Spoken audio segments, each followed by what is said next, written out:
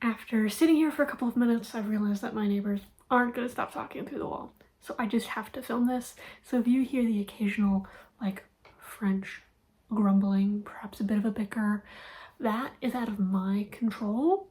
You can call Macron because I'm not in charge. Hi, and welcome back to another video. My name is Kate, and today I'm going to be talking about all the books on my shelves that are unread. If you have been tuning in, a couple videos ago I did my goals for this year, my reading goals, and one of them was to read the books that I own, because I keep buying books. That's not even really my issue. I keep borrowing books from the library, both physical copies when I'm in America and digital copies when I'm abroad, and I am addicted to the library, and I'm not reading what I'm supposed to be reading, which is the books that I've spent money on. If I was going to do this video like a month ago, the stack would be even bigger, because since I've returned to France, I've gotten a lot better at reading the books that I've owned, and that is because I have been setting this rule that I have to read 3 books that I own, and then I can read 1 library book. And maybe when this stack dwindles, I can go, 2 to 1 and then 1 to 1. But as it stands right now, I've got work to do. I've organized these books into neat little piles, and I'll be going through them one by one as to books that make the most sense that I own to the books that make the least sense that I own, because that seems kind of fun. And so the pile that I'm going to start with, actually, I lied. I'm going to start with what I'm currently reading because they're technically unread. So I'm reading 2 things right now. I'm first reading Against Interpretation by Susan Sontag. This is a bunch of cultural essays, and I think she's the one who coined the word camp. Love that word, love the concept. This is pretty dense and analytical so far, and then I am 1 chapter in to The Count of Monte Cristo. Every time the weather starts to get warm, I get the adventure itch, specifically the classic adventure itch. Like the first warm day of spring, there's something like some demon enters my bloodstream and I have to read Moby Dick. I have to reread Moby Dick every year. It's like that. And so I don't have my copy of Moby Dick in this country, which drives me crazy, but it's every time I pack my bag to put Moby Dick in my suitcase, it's too heavy, and it's the first logical thing I should take out is, do I take out the pair of shoes I need or my copy of Moby Dick? But one day I will be rereading Moby Dick in the spring. Instead, I'm going to be reading The Count of Monte Cristo. This is a classic adventure novel. It's I really even could pitch it to you because I'm trying to go in knowing as little as possible. It's just every time I hear somebody on the internet talk about it, they're gushing and they love it. And maybe I'll love it too. But I'm 1 chapter in to both of those books, so I would definitely consider them unread. So now we're going to get to the first pile of books here, and that is books from authors that I have liked before, because that would make the most logical sense. Is when you like an author, read something else that they've written. You'll see that a lot of my buying habits don't really follow this meaningful, practical advice, but this is where we're starting. Here it is. Oh my goodness. Okay, so let's start with Barbara Kingsolver. I think it was not 2025 but 2024. One of my favorite books of the year was Demon Copperhead. That's a retelling of David Copperfield. It talks about Appalachia and the foster care system and substance abuse in America. And I loved it so much that I was moved to pick up Holding the Line, Women in the Great Arizona Mine Strike. Something kind of niche about me is I love labor history. I eat it up. I love learning about mining strikes and steel strikes and union history. Just this kind of thing I love, and then also having female perspective of it is really exciting to me, so I did end up picking this up, and it's blurbed by Ann Patchett, who's a genius. So this would make sense for me to purchase because I enjoyed Barbara Kingsolver's other book. However, I already owned a Barbara Kingsolver. I now own 2 Barbara Kingsolvers that I will eventually read. This one is The Poisonwood Bible. This was published in the 90s, I think.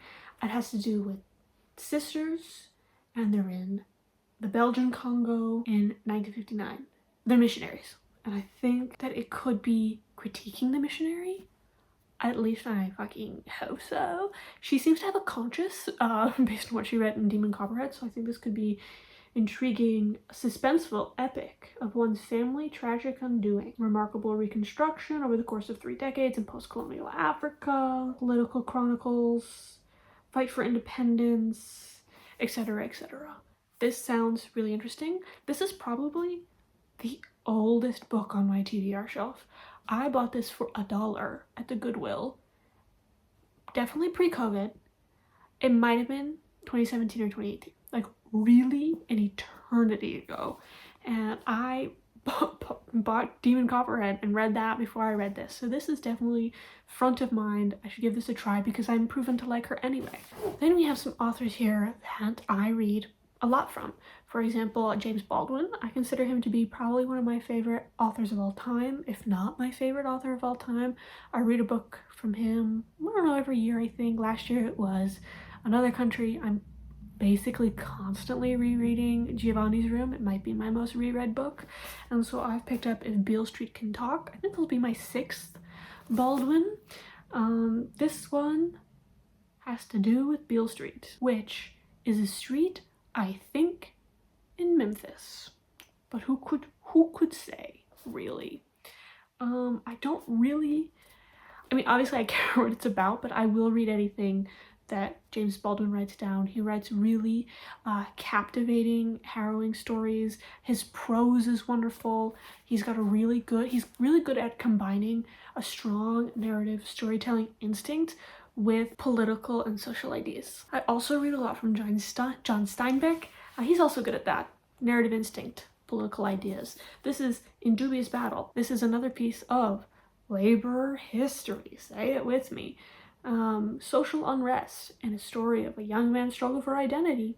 Hopefully this whole video is not me reading the back of books. I'm really intrigued by this. This will be probably my 6th or 7th Steinbeck. It's one of the few that he's written that I haven't gotten to yet, and I'm really excited. I'm hoping that it's going to be similar to The Grapes of Wrath. I'm feeling maybe like the last third of The Grapes of Wrath is how I'm feeling that this could be. When was this written?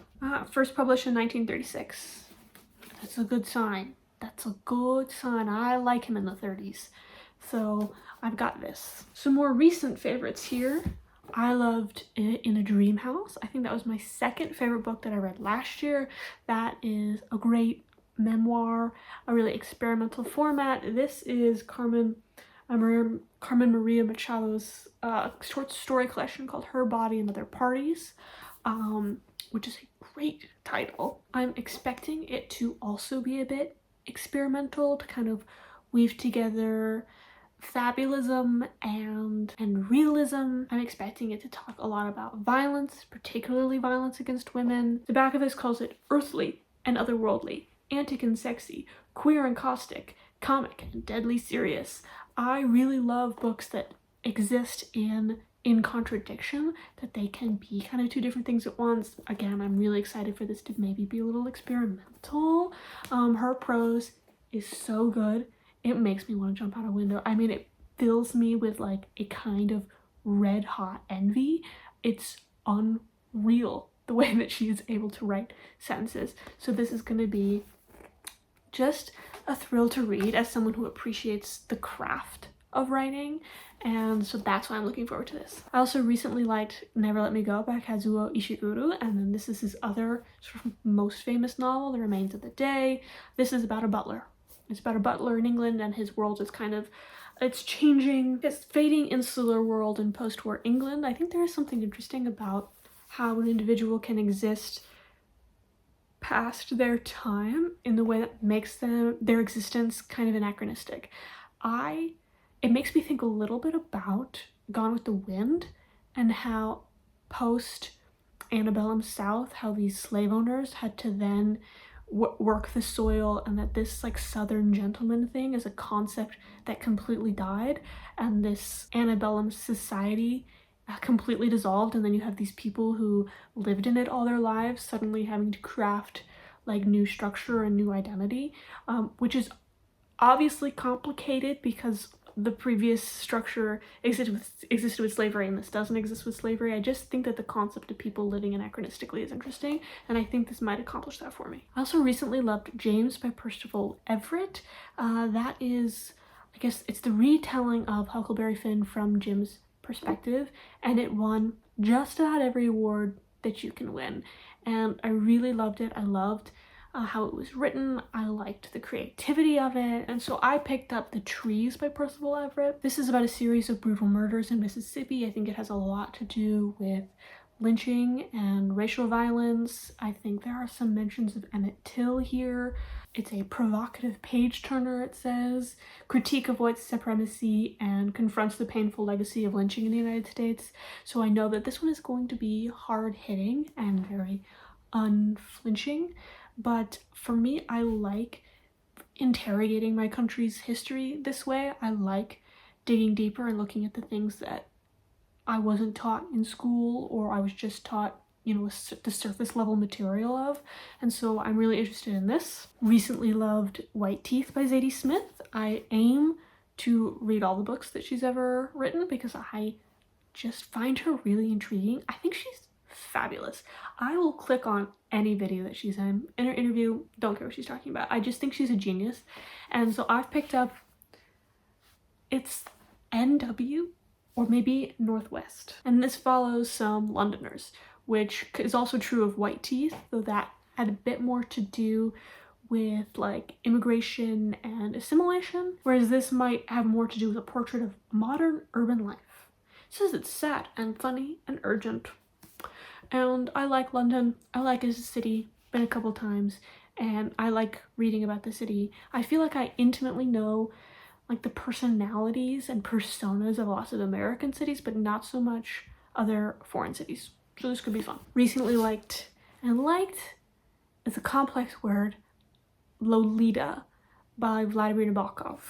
I found it gut-wrenching and repulsive, but at the same time compulsively readable, and the prose was just so brilliant, and I liked what he was trying to accomplish with this novel of writing from the villain's perspective. And so I've picked up Nin. I think it's just Nin, you don't pronounce the P, and this is about a professor. It's a classic campus novel. This is also probably one of my most owned books of all time. Definitely owned it pre-COVID, bought it at some point. See, if it's got this dot on it, I know I bought it from Book Outlet, which has been defunct for a minimum 5 or 6 years, I think. Hi, jump scare. This is me the next day in worse lighting and dirtier hair. Book Outlet isn't defunct. I don't know why I said that. It's Book Depository I'm thinking of. That I think was associated with Amazon, and Amazon shut it down, but Book Outlet still exists. I think it's like excess inventory and stuff, and sometimes you can even get stuff that libraries don't want anymore. So that exists. Bookoutlet.com. Every book that they ship for some reason has like a Sharpie mark on the spine, so that's how I know I bought it from Book Outlet. I think I've stopped using it because it doesn't ship internationally. I think that's what I was thinking. I was confusing Book Outlet and Book Depository and this whole situation. I don't want to give you fake news, so I'm glad I've cleared that up. And so if it's got this little Sharpie on it, I know I bought it from the bookoutlet.com in college. So that was a long time ago. Somebody else I've read a long time ago is Philip Roth. I've read Portnoy's Complaint, which I hated, and American Pastoral, which I love and I think is a masterpiece. And American Pastoral is the first in like a spiritual trilogy, and so the second one is I Married a Communist. I attempted reading this already and I couldn't get into it, but I'm gonna try again. And this is the rise and fall of Ira Ringgold, a big American roughneck who begins life as a teenage ditch digger and becomes a big 1940s radio star. I'm interested in 1940s radio. I'm interested in a lot of weird things, but 1940s radio is one of them. And I'm particularly interested in The Blacklist, which I think that this has stuff to do with The Blacklist. Yes, McCarthy witch hunt of the 1950s. So McCarthyism, witch hunt, 1940s radio, Newark, New Jersey. This is all very exciting material for me. Roth can be a little difficult to read. I might try and find an audiobook of this to try and get into it. I find it's helpful to listen in order to like ease myself into somebody's denser prose. And finally, The Blind Assassin by Margaret Atwood.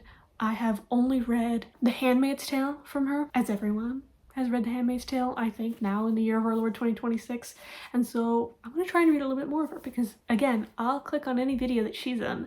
She's also a genius, Nobel Prize win, so I'm interested in this. And I like kind of science fiction fantasy the way that she does it, where it's a little strange, it's kind of close to real life, it has stuff to say, so I'm interested in this. What's it about? Couldn't tell you. I just know that it's vaguely sci-fi and that Margaret Atwood wrote it. And so now you see why I have so many books, because I'll buy a book for any goddamn reason. Across the narrow street from me, there is a window, and a girl who lives there is my age, and she's pretty, and I feel sometimes that when she opens the window, I'm like, don't bully me, please. I'm just talking to my phone. I also like want to be her friend, but how am I supposed to do that? Hold up a sign like a Taylor Swift music video? So next, let's just try and get into our next pile of books, and this is books that I've been influenced to buy because of the internet, and that can be interpreted in multiple different ways. For example, Salt Blood is a pirate novel. I read this in a blog because I want to read more pirate books. This is when I wanted to read Moby Dick last spring because I get that itch, gotta be on a boat, gotta kill something kind of itch. And so I was googling pirate books because I can only rewatch Jaws and Pirates of the Caribbean every spring. To a certain extent, it just doesn't scratch that swashbuckling desire that I have. And I found this book. It looks cool. The cover is gorgeous. I think she has to pretend to be a man while on the boat, and that super fun sort of gender non-conforming pirate adventure with a glittery cover. I'm all over it. I'm all over it. It's been about a year since I bought it. Haven't read it. That drives me crazy. I've got Richard Russo's Nobody's Fool. How was I influenced to buy this? Because I watched the Paul Newman movie of the same name. Love Paul Newman. I think the movie's about a cranky old man in upstate New York, and it's winter, and the only thing I can remember from that movie is liking it and Paul Newman's blue eyes. So I bought the book, and okay, the internet did influence me to buy this because I think he's changed his channel name, but when I was watching it, he was called A Kick in the Can Lit. Can is in Canadian, and he was talking about Canadian literature. This guy's not Canadian. Anyway, he was just saying that this book is deeply hilarious, and so I scrambled to buy it because I want to have fun. I want to laugh and read the book, and if I remember enjoying the movies, so maybe I'll remember enjoying the book. Why haven't I picked it up? The font is tiny, and that is such a silly reason, but maybe I can, get into the prose with an audiobook. But I'm ready to laugh out loud. If this doesn't make me laugh, I'm gonna go crazy. I hate when a book, it says that it's gonna make me laugh, and then I don't laugh. That really drives me up the wall. I'm also really difficult to make laugh, so take that with a grain of salt. Okay, some more books from blog posts. One day, I bought this before it became, I think it's a Netflix TV show, right? Because I'm interested in books that talk about the story between two people over a long period of time.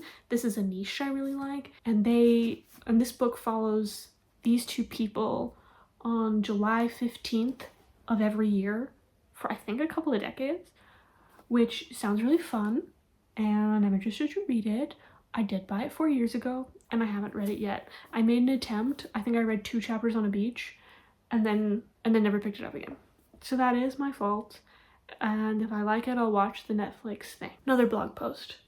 H is for Hawk. I read Braiding Sweetgrass. Really liked it.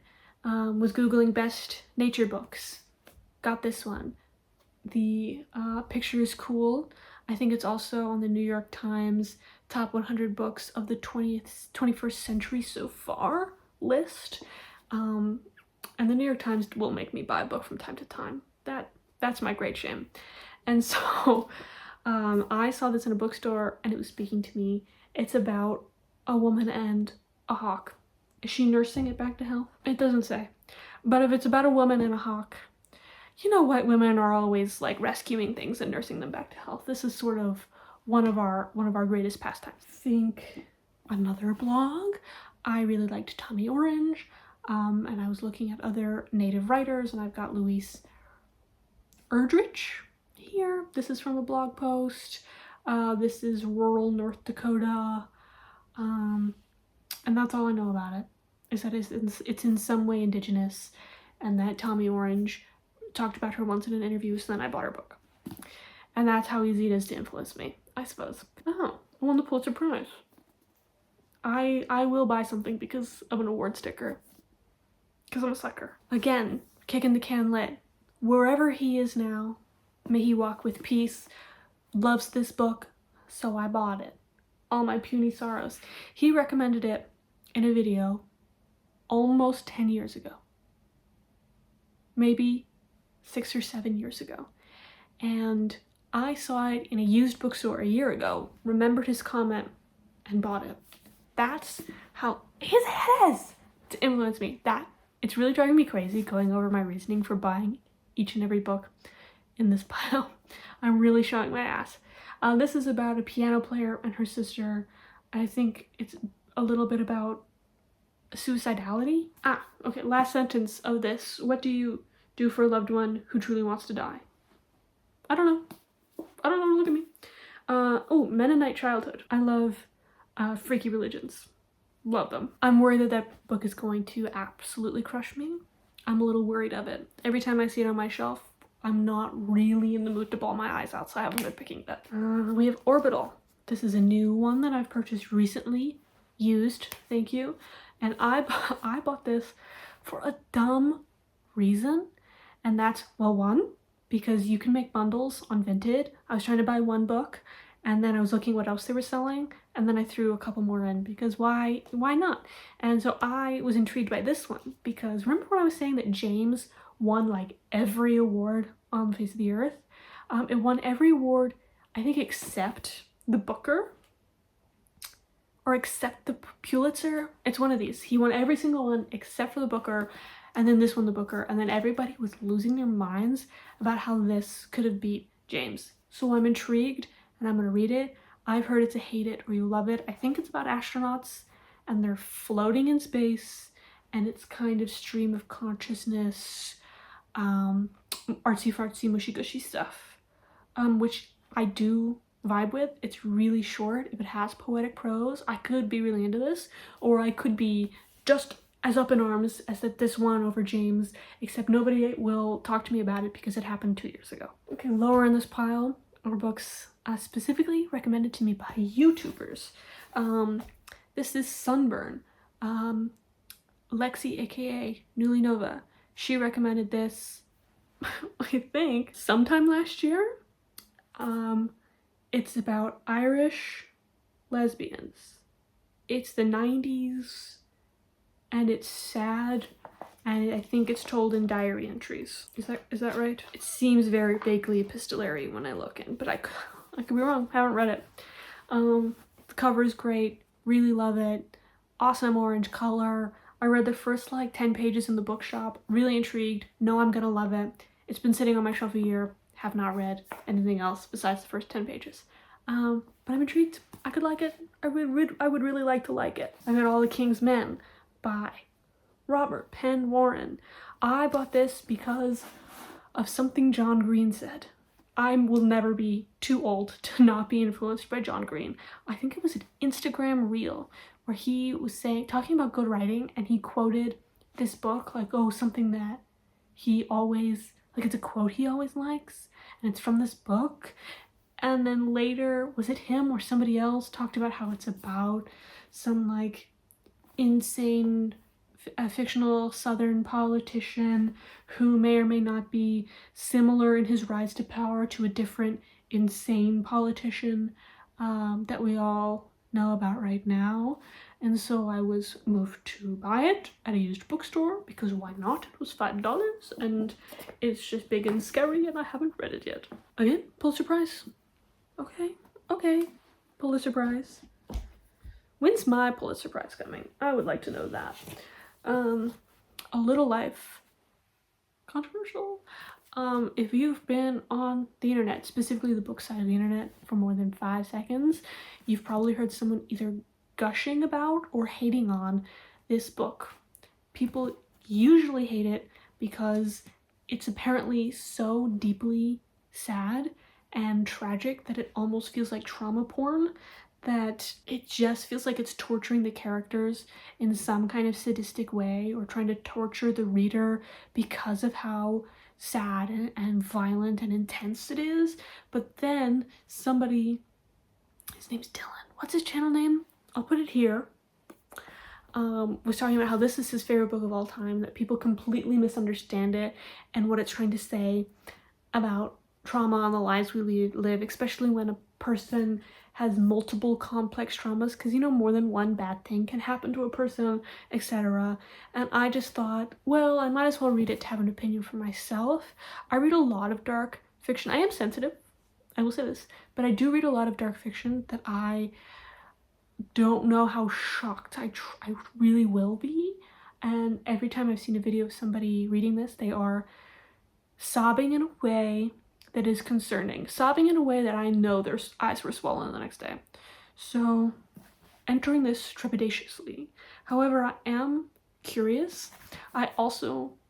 This has been notorious for many years now, so I've already read the Wikipedia summary of the plot. I did that a couple years ago, so I kind of know a couple of the twists that are coming. I am just intrigued about the execution of the ideas and the quality of the prose itself. I'm not really looking to be shocked about the crazy stuff that happens in here, because I already know the crazy stuff that happens in here, and I'm a consenting adult who is willing to read it. And that's what I have to say about that. My favorite booktuber is Books and Lala. She's a genius. She loves Stephen Graham Jones. He's an Indigenous writer who writes a lot of horror that weaves in his Indigenous experiences and identity and things like this, and community. And this is his most recent release, Buffalo Hunter Hunter. This is like a revenge novel about, I think he's like a vampire or something vampire adjacent, and he's killing the people that are hunting the buffalo. If you don't know about how awful the buffalo killing was, and how useless it was, and how it was done to specifically hurt the Native American population, and how it was done to assist in their genocide. So I feel like this could be a fun revenge story while also saying interesting things, and I plan on reading it with my mom because she has a copy. And I think this could be fun because we like retribution, we like revenge, we're living for it. And that's it. Finally, again, Books and Lala has been talking about House of Leaves. This is like an insane haunted house story with an experimental format. Again, like, things are written in weird ways, and sometimes you have to like hold it upside down in the mirror to read it, and it's supposed to actually be deeply, profoundly, world-shakingly scary. And I don't think I've been scared per se by a book since like Goosebumps 20 years ago, so I'm intrigued to be scared. I've attempted to read it already, Halloween of last year, and it is kind of a chore to read, unfortunately. It is not fun. It's not fun. I'm keeping it around for this Halloween, and I'm gonna give it another try in October to see, I'll try anything twice. Maybe I was in the wrong headspace the first time. I'm gonna try it again because I would really like to like it. It just was feeling like a real task. Okay, we're on our next pile. Remember, we're going in order of things that make most sense for me to own to like least sense for me to own, and now we're kind of in the middle. And I have here a stack of classics. I like classics. I've been reading less classics in recent years because one of my reading goals several years ago was to read authors who are living, and then I really took that goal and went on the opposite side of the spectrum, and I'm reading a lot of like current contemporary literary fiction. So a fun classic, for instance, would be The Man in the High Castle. Is like it's a modern 20th century science fiction classic set in a world of if the Nazis had won World War II and, you know, the Americans are speaking German, or whatever they say. And so it's kind of dystopian in that sense. I've attempted to read this like 3 times or something, and I can't get into it, but I refuse to let it go because I really, really want to like it. And it's one of my husband's favorite books, and he does so much for me. The least I can do is attempt to like this novel. You know what I mean? Got 2 books by Ian Forster, Howard's End. I'm reading this because I would like to watch the Emma Thompson film adaptation. I think she won an Oscar for her performance. Then I have A Room with the View. I want to read this because I liked the film adaptation. So we kind of have reverse scenarios happening. I don't know why I own 2 Ian Forsters when I've never read an Ian Forster, but they could be fun. I was in a phase of my life where I was buying a lot of Bantam classics because I had a certain budget for book buying, and the Bantam classics, like this one was $4.99, and I just couldn't resist. But this is one of my few Bantam classics that I have left that I haven't read. This I've owned for 8 or 9 years. This I just picked up last month, so I've got stuff to do. There's work to be done. Speaking of books I've owned for a really long time and it's embarrassing is Les Miserables, because I bought this like the first month of lockdown thinking now's the perfect time to read this ginormous novel. I like the musical because I'm just a girl. Everybody likes the Les Mis musical, and I'm really intrigued by this, and I would really like to read it. It just does feel like such a task. I mean, I've owned this fucking thing for like 6 years, and I've just now made an attempt at reading it. But one of my reading goals this year is to read this. I said it on a video, so therefore it's carved in stone. You have to hold me accountable. This year is the year that I'm reading Les Mis. I hope so. Some other ones here. The Razor's Edge, Young American in Search of the Absolute, Spiritual Odyssey, Choice Between Love and Wealth. I picked this up. This could also go into I was influenced to buy it because of the internet. Okay, there was a time online when Emma Chamberlain, I don't know what her deal is now. Before she was like making vlogs on a podcast, and now it seems that all she's doing is like posing on red carpet. So I don't know what she's doing right now.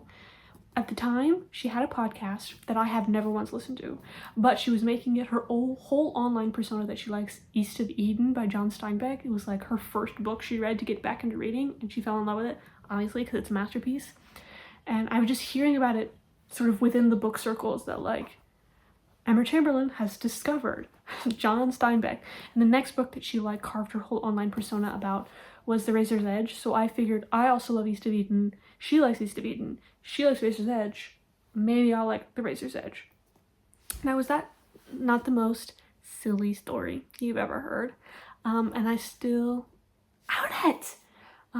So hopefully I will enjoy this, because if I don't, that would be really embarrassing. This is a recent book I collected at a book swap. A Tree Grows in Brooklyn.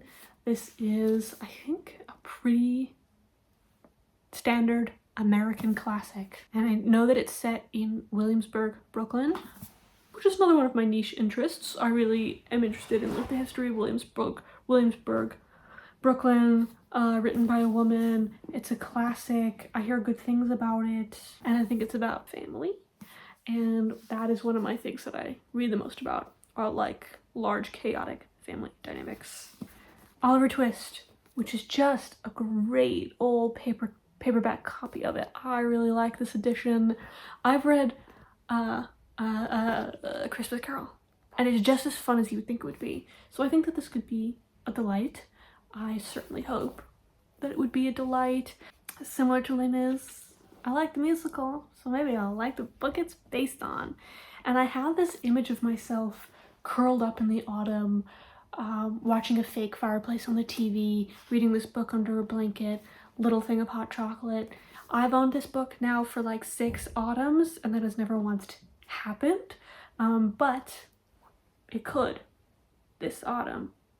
So sometimes I buy books imagining a situation in which I'm reading them, which isn't always the best tactic.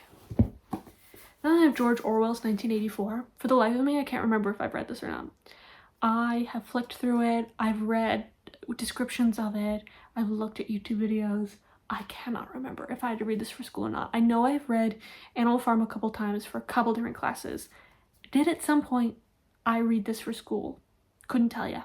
Because there are plenty of books I've read for school that I can't remember reading. And I feel like this could have been one of them, or it's one that I picked up somewhere and put it next to Animal Farm because the spines are matching, and assumed I've read it but never did. So I've put this on my to-read shelf. For a long time it was just sitting on my read shelf, like, yeah, I'm pretty sure I read 1984. But now that I'm not so sure, I think I should give it a read. So that's a little embarrassing. And I think it could be timely. So that's all my classics. Stuff that makes kind of sense that I own is some fantasy books.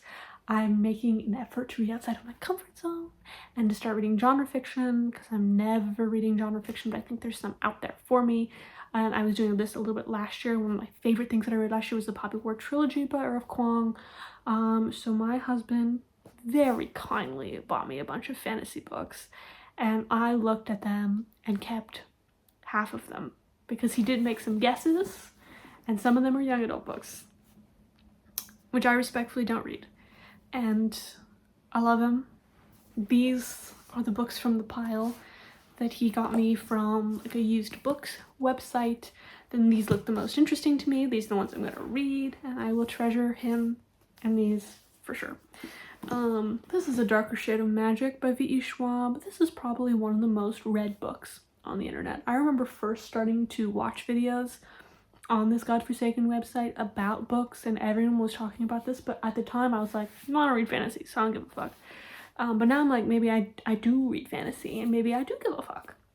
I know this is about a guy, and there are parallel Londons, like in parallel universes, and they're both sort of have a different relationship to magic. Yes, Grey London is without magic and ruled by a mad king.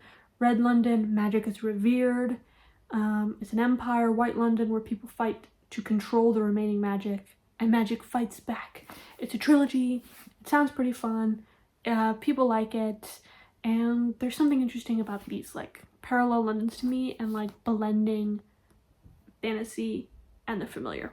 This is She Who Became the Sun, which I have never heard of before, but because it takes like Asian fantasy elements, specifically Chinese, I think. Yes, Chinese mythology and other fantastical elements is something I've already proven to like before with the Poppy War trilogy, so this, good on him for noticing that, thinking about it, researching, and picking this out. This is also the first in a trilogy, and it could be fun. Dynasty, Empire, etc. Lastly, we've got here The City of Brass. I think this is fantasy meets 18th century Cairo. So he knows I like things based on like different cultures. I don't very much give a fuck about knights and wizards kind of fantasy. That is like deeply boring to me. But 18th century Cairo, that I could get behind. Also the first of a trilogy, and then the only book, fantasy book that I have that I bought myself is The Fifth Season. This is a bit, I think, blends dystopia and climate crisis with fantasy, and I've heard wonderful things about it. I think it's probably one of the most beloved fantasy books and fantasy series ever, and it's also the beginning of a trilogy. So I have 4 first books in a trilogy, and I can't break up a series. I have to read them all back to back, or I'm gonna go crazy, or roughly back to back. I can't have multiple series going at once. That, I don't understand how you people do it. So I've got kind of 4 trilogies here I'm gonna try and get to. I'm most intrigued by this one. I think that could be fun. Now we're gonna talk about some books that I can't tell you why I own, or why I've owned them this long without reading them. And it's basically miscellaneous, and I couldn't fit them in any other pile. I'm gonna start with something that would make sense for me to own, and that's A Gentleman in Moscow. This was published, I think in 2016, like 10 years ago. My aunt gave me a copy because she liked it. I took it and said, thanks a bunch, I don't know where that copy is. And this is me telling her, girl, I'm so sorry. I don't know where that copy of A Gentleman in Moscow went. I was going back and forth from college, then I moved, and I don't know. So I picked up another book at a book exchange, and this time I'm actually going to read it. So this is my second time owning it. It's been out for 10 years. It's interested me for 10 years, and it's still sitting here. And I'm sorry. I don't know what to tell you. Sometimes these things happen. And this is about a guy. He's a aristocrat in a Bolshevik tribunal sentenced to house arrest. Which the concept of that does not intrigue me. But people really like this book, and I'm intrigued by the writing of this author because I just see his books everywhere and they all sound interesting. They all sound a little more interesting than this one, but this is the most famous, so I'm going to start here and then branch out. That's sort of the general plan. And this is the one I own, so I'm going to read the one I own before buying other ones. See how that works? I do this thing where I go to bookstores when I'm traveling, and I can't allow myself to buy just any book. I get so worked up about spending money on souvenirs, and I feel like when I'm in a bookstore in a foreign country while traveling, I have to buy some book that is relevant to the place that I'm visiting, which would make sense. You know, it makes it a more meaningful souvenir. It would be cool to, you know, buy East of Eden in the Salinas Valley. You know, that would make a lot of sense. It would make a lot of sense to buy Italo Calvino in Italy. However, sometimes I'm in a place and I don't know any of the local authors. I have no idea of the history. I don't even know where to start. And I look around, I look at like the local author section, I do my best, and I pick one, and I panic, and then I bring it home, and it sits on the shelf, and I don't read it because I wasn't that motivated to read it to begin with, because I freaked out in the bookstore, had a conniption, and bought something that is totally relevant to my life. And that's how I've ended up with The Natural Order of Things by Antonio Lobo Antunes. I bought this in Lisbon, I think, and I know that either Antunes was in an Anthony Bourdain episode of Portugal or mentioned in that episode. Either one of those. So that's how I knew his name in my head, because No Reservations is my Bible and I have those verses memorized. And so I guess I heard that, was like, okay, Tony likes him, I'll buy it, I'll like it. And that was 4 years ago. I bought this. I've purged a lot of the books that I've purchased this way, just sort of panic buying anything written by a local author, just sort of being realistic, especially because I don't end up liking ultimately these books at the end of the day. But I can't seem to get rid of this one. I don't know why. There's just something that makes me want to keep it and read it. So as you can see, this is kind of in a category of its own, and I don't know how to describe it, which is why I've saved it to the very end, because how am I supposed to explain why I own this? This next one, you think that this category would be mostly for the books that I have owned a long time and I forgot why I bought them, or I feel like I should read them and I've been keeping them around. This I bought last month. Why did I buy it? I was in a bookstore. It was $5. It says Man Booker Prize in the corner. I've vaguely seen the cover online.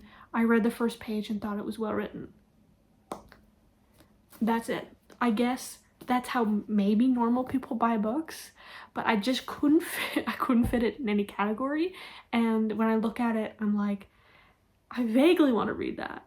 Again, I just see something and I go, shiny, I want it, I buy it. And then it sits on my shelf and I'm like, why did I buy it? Oh, my husband's gonna see this and he's gonna be pissed. He's like, are you sure you want that? Yeah, of course I want it. I get in the car, why did I buy that? Maybe I'll like it. Imagine that. What if I like it though? That's the whole thing. Okay, let's talk about the French Lieutenant's Woman. Does it have a little Sharpie mark, which means that this was from Book Outlet. There is a movie adaptation of this, and Meryl Streep is in it. Have I seen the movie? No. Have I read the book? No. How long have I owned the book? 8 years. I, in fact, bought a different book from this author and didn't like it. Have I gotten rid of this book? No. Is the cover pretty? Yes, the cover is really pretty. And so what am I gonna do? I'm keeping this around. I'm being an oracle right now, and I'm gonna tell the future. I'm eventually going to be motivated for whatever reason. Sometimes I even like do random number generator and pick a book randomly off my shelf to like push myself to read these books that I've been procrastinating. So I'm gonna randomly pick a number. I'm gonna randomly pick this up. I'm gonna read 3 chapters of it. I'm gonna not connect with it. I'm gonna put it in the sell pile. That is my oracle vision. I would love to be a false oracle right now. I would love for that to be not true, a false prophet. But that's just what I'm envisioning. But I can't let go of it until the vision is proven correct. But pretty cover though, pretty cool. Now this one's kind of silly. The Collected Stories of Grace Paley. Who's Grace Paley? Don't know. Why did I buy this? Don't know. Why is it on my shelf? Couldn't tell ya. Who told me to buy it? Can't remember. I was studying short story writing in college, and there are a couple of books I bought because professors told me, oh, you should read this person, and then I buy them and then I don't read them. Sometimes I do read them. You're off, Your Honor, please. Sometimes I do read them. One of my favorite books of all time is called Jesus' Son by Dennis Johnson. That was recommended to me by a short story professor. And so was it him that made me buy this? Or was it somebody else? I really couldn't tell you. I don't read a lot of short stories, and so I just feel like there could be something in here to unlock my, my own craft. Like, I could really be inspired, and like this could really help me with my own writing is sort of the hope and why I haven't gotten rid of it. And there's something about a professor giving me or recommending me a book that I take very seriously. It's a very religious experience to be recommended a book by a professor.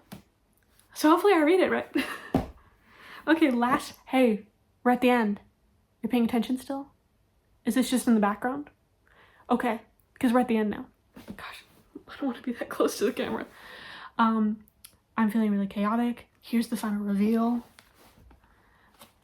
The Age of Movies, Selected Writings of Pauline Kael. I've read parts of this book. Pauline Kael, hero of mine. She writes movie reviews. She completely changed how movies are written about. I really like her. Every time I write a movie review, or even like form like opinions in general and do critical thinking, I think about her and the way that she crafted her stuff. And I've read a lot of it online. I have not read this cover to cover. This was recommended by a professor, and maybe or maybe not, he was led to believe that I did read it cover to cover. Sir, I'm sorry. I read, it says selected writings in it, so I have selected some writings from it to read. But I do want to go cover to cover. The reason I haven't is because a lot of the movies I haven't seen in here, and I want to read something about something I haven't seen. And so I have this vision where I like do the Pauline Kael project, and I go through this book, and every time she talks about a book, or every time she talks about a movie, I watch it and then read her review or her essay about it as a companion piece. That's the ultimate vision. That's kind of the dream. What's keeping me from starting it? It's a daunting project. It's very daunting. Let's bring out the table of contents. Right. So as you can see, that's a lot of movies. And I've seen some of them. I've seen a lot of movies. I haven't seen The Chant of Jimmy Blacksmith. I haven't seen Used Cars. I haven't seen Sparkle. I've seen Faces. I've seen Jules and Gems. So, it's like not all a whole thing, but I just have in my mind like this is going to be a project. And when I look at my shelf, I'm not looking for a project, I'm looking for a pastime. But maybe this is the year I change it. If I finally read it cover to cover, maybe I'm better for it. I've been sitting here forever. I've kind of lost all touch with reality. I don't have a clock in this room, and I'm using my phone to film. I don't know how much time has passed. I feel like I'm in a casino and everything is whirring by, in slow motion. I feel like I've been here forever, like I was born here and one day I'll die here and decompose, etc.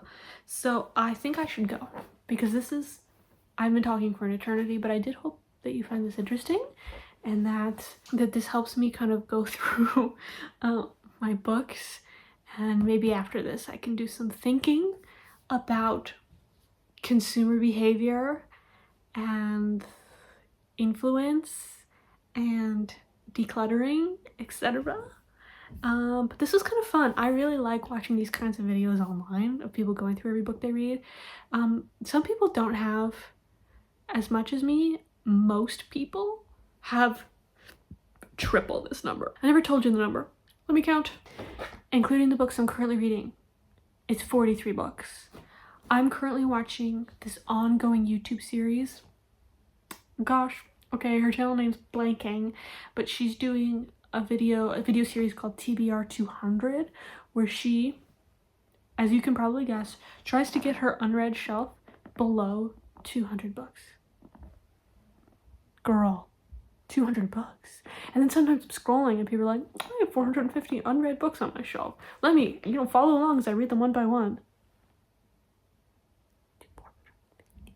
I can't imagine. For me, this is excessive and that this is unhealthy and inappropriate. And the number has been where I think my highest number is maybe 65. But so 43, not as bad as 65, not as bad as fucking 300 that some people do. However, I feel like I could do better. And in my reading goals video, I talked about how my perfect future is no books on my unread shelf. And I go to the bookstore at the beginning of every month, or perhaps I go like online on Vinted because it's more affordable to buy books for $5 a piece instead of like $16 a piece. And by dollars I do mean euro. I go to wherever and I know myself. I know exactly what I want in that moment, and I buy the things I want for the month. I read them all during that month, and then the beginning of the next month, it's a clean slate and I can think about what I want, and I can also read as many library books I want without guilt, and that is sort of my ideal utopia. And if you follow along for the next, I think this might take me a year, maybe the rest of this year, to try and get this number down. I'm gonna try and achieve my utopia, because isn't that the dream? So I've got maybe some interesting videos for you, who knows. And thanks for watching. You could like, you could subscribe if you wanted to, and bye. See ya. All right, later.